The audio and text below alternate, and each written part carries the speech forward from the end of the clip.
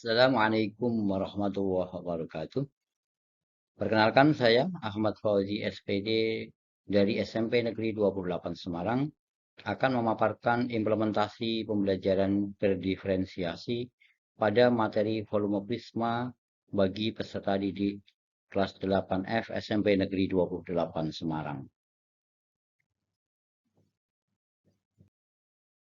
Latar belakang dan identifikasi masalah. Kita tahu bahwa pendidikan memegang peranan penting dalam mencerdaskan kehidupan bangsa. Menurut Undang-Undang Nomor 20 Tahun 2003 tentang Sistem Pendidikan Nasional, tujuan pendidikan nasional adalah mengembangkan potensi siswa agar menjadi manusia yang beriman dan bertakwa kepada Tuhan Yang Maha Esa, berakhlak mulia, sehat, berilmu, cakap, kreatif, mandiri, dan menjadi warga negara yang demokratis serta bertanggung jawab.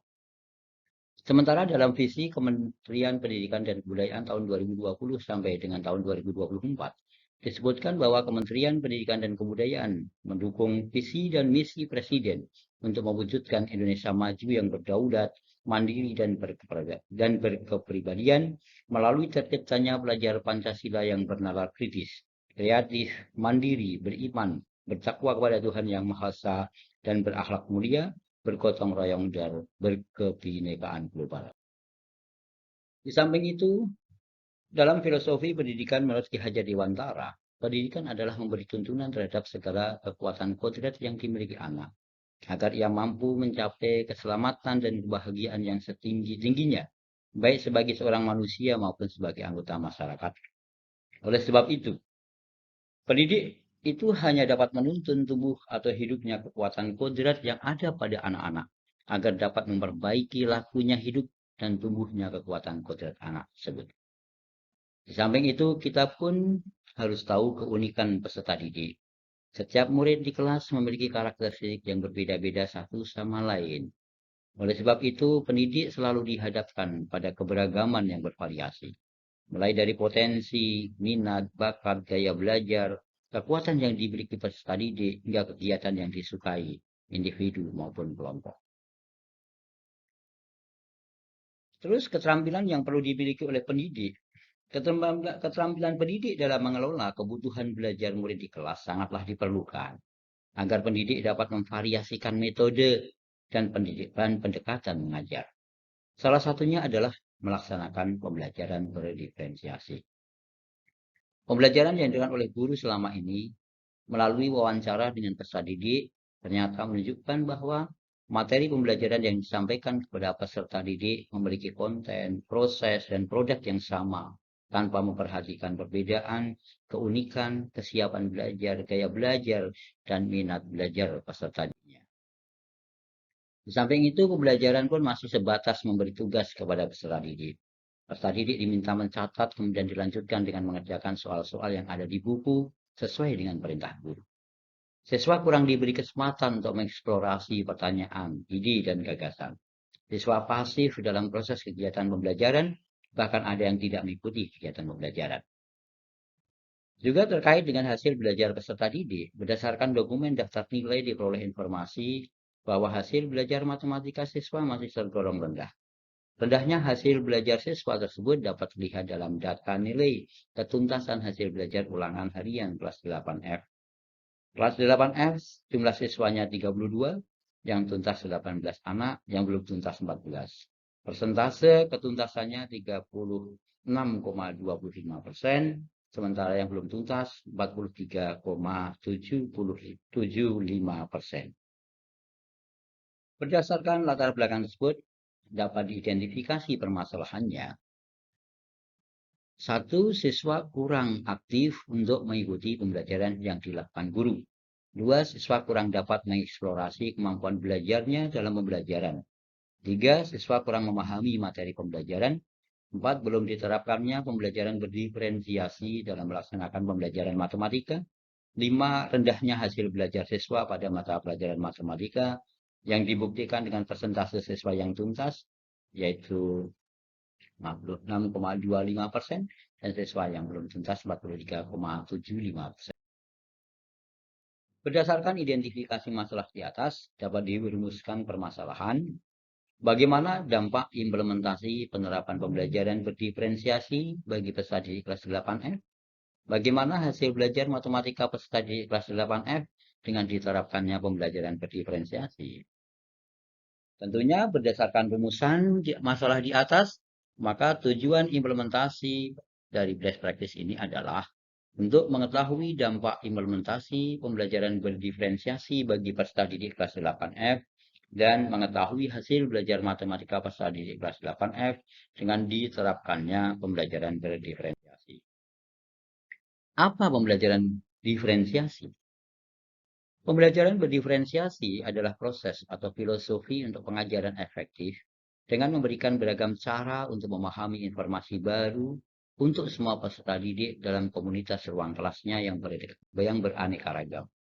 Termasuk cara untuk mendapatkan konten, mengolah, membangun, atau menalar gagasan, dan mengembangkan produk pembelajaran dan ukuran penilaian, sehingga semua peserta didik di dalam suatu ruang kelas yang memiliki latar belakang kemampuan beragam bisa belajar dengan efektif. Tomlinson dan Edson, beliau menyatakan bahwa pembelajaran berdiferensiasi pada jenjang sekolah dapat didefinisikan sebagai pembelajaran yang secara proaktif melibatkan peserta didik selama prosesnya, serta memandang kelas-kelas sekolah sebagai kelas yang memadukan berbagai kesiapan, minat, dan bakat belajar peserta didik. Pembelajaran berdiferensiasi hendaknya dilaksanakan berdasarkan kebutuhan belajar peserta didik. Apa saja kebutuhan belajar peserta didik? Kebutuhan belajar peserta didik dapat dilihat dari kesiapan belajarnya, minatnya, dan profil belajarnya. Kesiapan belajarnya berarti kapasitas untuk mempelajari materi baru. Minatnya berarti suatu keadaan mental yang menghasilkan respon terarah kepada suatu situasi atau objek tertentu yang menyenangkan dan memberikan kepuasan diri. Berdasarkan profil belajarnya, berarti cara-cara bagaimana individu paling baik belajar. Strategi pembelajaran berdiferensiasi tentunya adalah diferensiasi konten, diferensiasi proses, dan diferensiasi produk. Untuk diferensiasi konten, ini berhubungan dengan apa yang diajarkan kepada murid. Diferensiasi proses berhubungan dengan cara-cara melakukan aktivitas pembelajaran. Diferensiasi produk berarti berhubungan dengan hasil-hasil atau produk pembelajaran. Tahapan pelaksanaan pembelajaran atau best practice saya kali ini adalah untuk tahapan operasional. Yang pertama tahapan perencanaan, yaitu menyusun jadwal, konsultasi dan komunikasi kepala sekolah, menyusun pedoman wawancara, menyusun bahan ajar, menyusun penilaian, dan menyusun rencana pelaksanaan pembelajaran. Pada tahap pelaksanaan, yang pertama dilakukan wawancara. Kegiatan ini bertujuan untuk memperoleh informasi yang terkait dengan keadaan kelas 8F. Hasil wawancara digunakan untuk melakukan pemetaan kebutuhan belajar peserta didik berdasarkan kesiapan belajar yang akan dijadikan dasar dalam kegiatan pembelajaran berdiferensiasi di kelas 8F. Pembelajaran dilakukan dengan wali kelas, dengan guru kelas, dan dengan guru pembimbing kelas. Hasil dari wawancara digunakan untuk memetakan kebutuhan belajar peserta didik menurut kesiapan belajarnya. Tahap pelaksanaan. Tahap pelaksanaan kegiatan pembelajaran pada kegiatan pendahuluan dilaksanakan kegiatan rutin, yaitu memberi salam, berdoa bersama, mengecek kehadiran, menanyakan kehadiran. Berikutnya adalah memberikan game quiz singkat melalui Google Form. Kemudian guru menyampaikan tujuan pembelajaran. Kemudian guru menyampaikan bahan persepsi. Tahap inti kegiatan pembelajaran. Kegiatan pembelajaran pada kali ini menggunakan model problem-based learning. Pada fase 1, guru memberikan orientasi tentang permasalahan kepada peserta didik. Pada fase ini, peserta didik memperhatikan dan mencermati permasalahan yang disajikan oleh guru melalui bahan tayang PowerPoint. Dan guru membangun motivasi dan budaya positif terhadap pembelajaran dengan mengajukan beberapa pertanyaan terkait permasalahan yang disajikan. Pada fase 2, guru mengorganisasikan peserta didik untuk belajar. Pada fase ini, peserta didik berkelompok sesuai dengan kelompok hasil pemetaan kebutuhan belajar peserta didik berdasarkan kesiapan belajarnya, di mana peserta didik dibagi dalam 3 kelompok, yaitu kelompok A, kelompok B, dan kelompok C. Di sini, guru melakukan diferensiasi proses. Fase 3 yaitu membimbing penyelidikan individu maupun kelompok. Pada fase ini, setiap kelompok peserta didik menerima lembar kerja peserta didik yang berisi permasalahan yang terkait materi volume Prisma. Materi kelompok A berisi permasalahan yang lebih kompleks dan sulit. Materi kelompok B berisi permasalahan yang lebih sederhana, dan materi kelompok C berisi permasalahan yang paling mudah. Nah, di sini guru melakukan diferensiasi konten.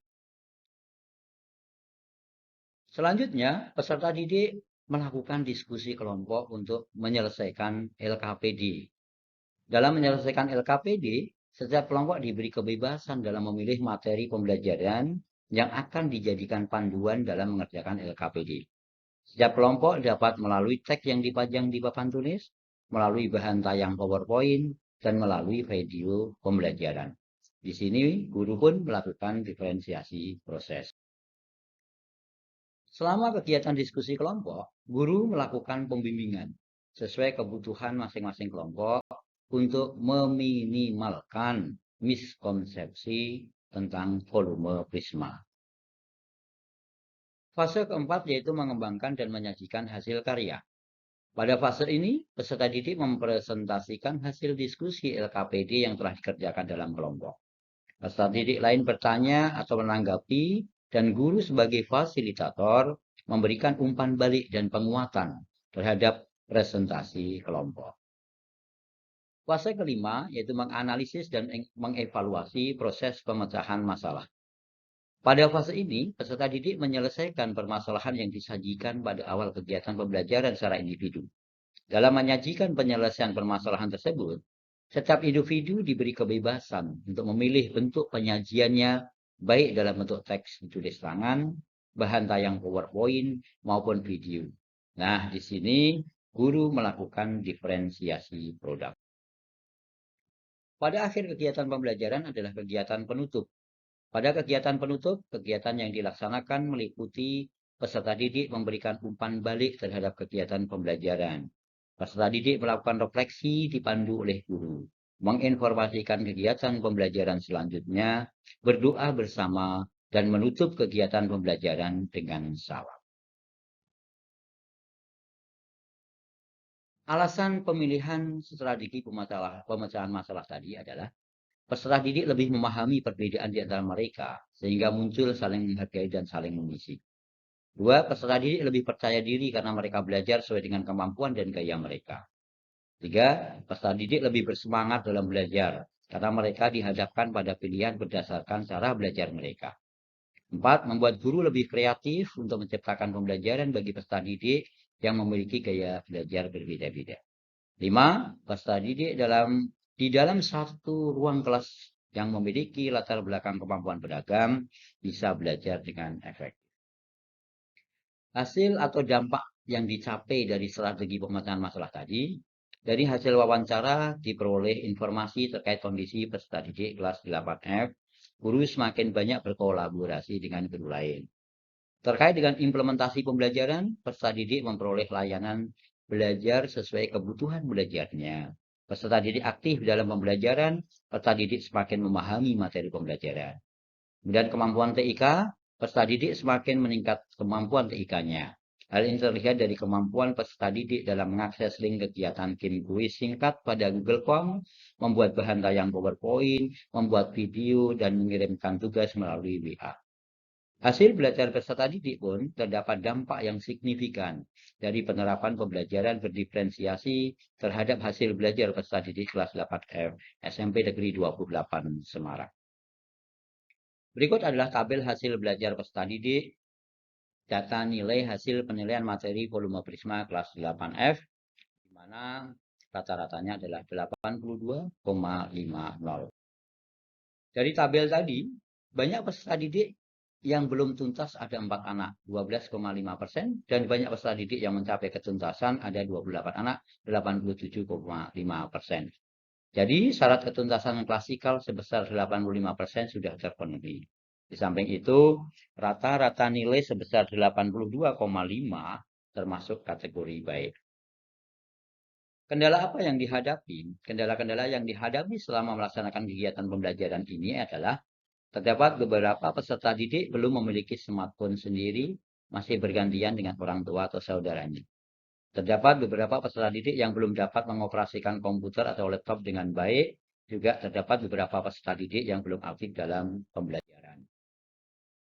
Faktor yang mendukung implementasi best practice ini adalah kepala sekolah senantiasa memberikan masukan dan saran. Setiap kali penulis melakukan konsultasi terkait implementasi pembelajaran berdiferensiasi. 2. Rekan guru sejawat yang senantiasa memberi masukan dan saran perbaikan kegiatan pembelajaran berdiferensiasi sesuai pengetahuan yang dimiliki. 3. Sarana prasarana sekolah yang sudah memiliki jaringan internet yang memadai. 4. Penulis memiliki laptop dan jaringan internet IndiHome di rumah. Tentunya yang kelima adalah pengetahuan dan keterampilan penulis terkait pembelajaran diferensiasi dalam pendidikan guru penggerak. Alternatif pengembangan. Sebagai alternatif pengembangan dapat dilakukan dengan memvariasi pembelajaran berdiferensiasi melalui model pembelajaran selain problem-based learning pada materi pokok yang berbeda dan kelas yang berbeda. Kesimpulan dari implementasi tadi adalah penerapan best practice pembelajaran berdiferensiasi memberikan dampak yang signifikan untuk meningkatkan pengalaman dan keterampilan guru terkait pembelajaran berdiferensiasi, meningkatkan kolaborasi antar guru, meningkatkan layanan pembelajaran yang sesuai kebutuhan peserta didik, meningkatkan aktivitas belajar dan kemampuan TIK peserta didik kelas 8F SMP Negeri 28 Semarang. 2. Penerapan best practice pembelajaran berdiferensiasi memberikan dampak yang signifikan untuk meningkatkan hasil belajar matematika materi pokok volume Prisma bagi peserta didik kelas 8F SMP Negeri 28 Semarang. Demikian paparan yang bisa saya sampaikan. Kurang lebihnya mohon maaf. Wassalamualaikum warahmatullahi wabarakatuh.